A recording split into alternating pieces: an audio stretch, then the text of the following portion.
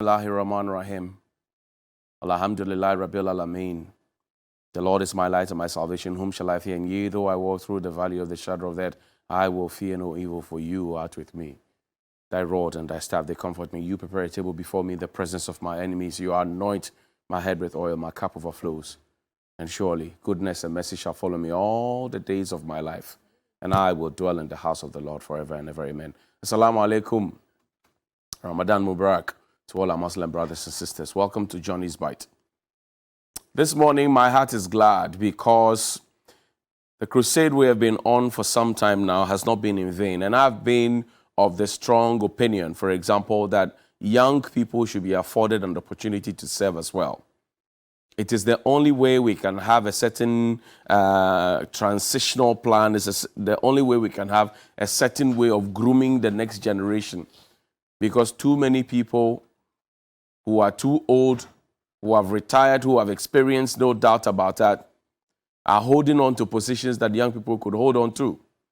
So yesterday, when the announcement came that Dr. Bernard Okoe, former board chairman of the Kolebu Teaching Hospital, former deputy minister for health, former MP for the Lejukuku area, has been made the boss at the NHIA effective 3rd May, I was excited. And guess what? 3rd May is World Press Freedom Day. So the connection is so clear. This is divine. So, Mr. President, thank you very much for listening to us. And I insist that the young people should be made the bosses and the older people should be made their board chair. It is because the old people have lived for so long, they have experienced so much, they know so much. But in terms of energy at this point, you and I know, Mr. President, that most of them go to the office to sleep. You may not agree. Maybe because they are your friends, maybe because they are your contemporaries. But Mr. President, this one here, just like the appointment of other young people in your government, and you can tell those young people who are working, and not necessarily a wholesale kind of, appointment for all young people, but it should be the appointment of young people who have capacity. Here is a man who has had opportunity to do his master's in public health. So if you are looking for somebody to manage your health insurance, here's your guy. So the letter says, pursuant to Section 14.1 of the National Health Insurance Act 2012, Act 852, I am pleased to inform you that the President has appointed you to act as the Chief Executive of the National Health Insurance Authority. The authority, pending receipt of the constitutionally required advice of the governing board of the authority, given in consultation with the Public Services Commission, and 2, the appointment takes effect from 3rd May. I already mentioned that is World Press Freedom Day. I take this opportunity to congratulate you formally on your appointment. Kindly indicate your acceptance or otherwise, signed by Honorable Akusia Fremosel Pare, Chief of Staff, Dr. Bernard Okoe. So congratulations to you. But dear Okoe, this one is for you. Beyond the call for young people to be given an opportunity, and beyond the fact that you had been afforded this opportunity, Bernard Okoe, Lejukuku Jay-Z as they call you.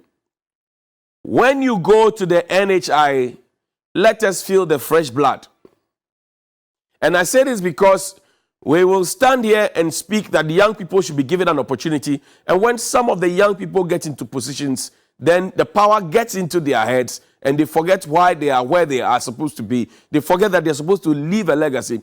They forget that they're supposed to be serving the people. Power corrupts them, and absolute power corrupts them absolutely. And so because of that, they are not able to deliver. And then at the end of the day, Nabibiya Basa. So Bernard Okoe, my first admonition to you is that while we congratulate you, we expect you to go and deliver. We don't expect for health service provider, private health service provider, to be crying and saying that, well, we have not been paid our claims and so we are going to withdraw our services to the nation. Because when that happens, people lose their lives. When that happens, people lose their lives. When that happens, people are put in a situation of distress. We should not have a situation where trying to renew your NHIS card becomes a tall order. We should not. When the NHIS system is biometric, we should not have that problem.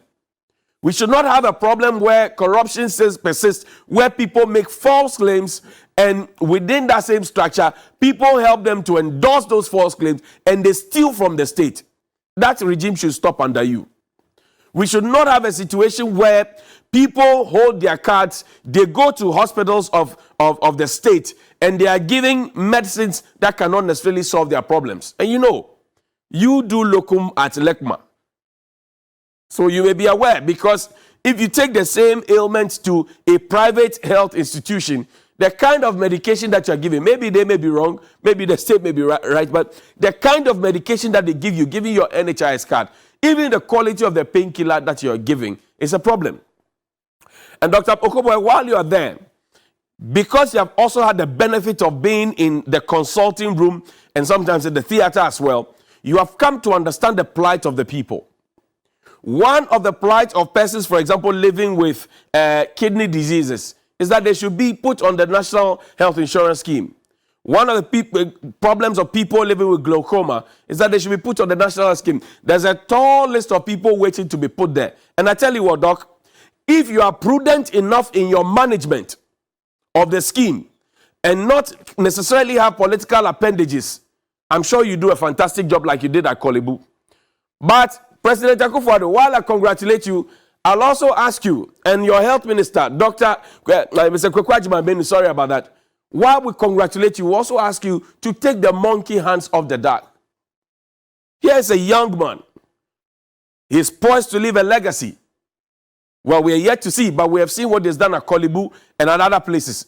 We are saying that if you really want him to succeed, just like other young people have been given an opportunity, like the Abujida Paws, like the Asenso Bwaches, all of them, just like they've been given opportunities and they have been left to do their work, please leave this man also to do his work. Because number one, he's a doctor. He's not an accountant. He's not a lawyer. Number two, he's a public health expert. So please leave them alone. Good morning to you.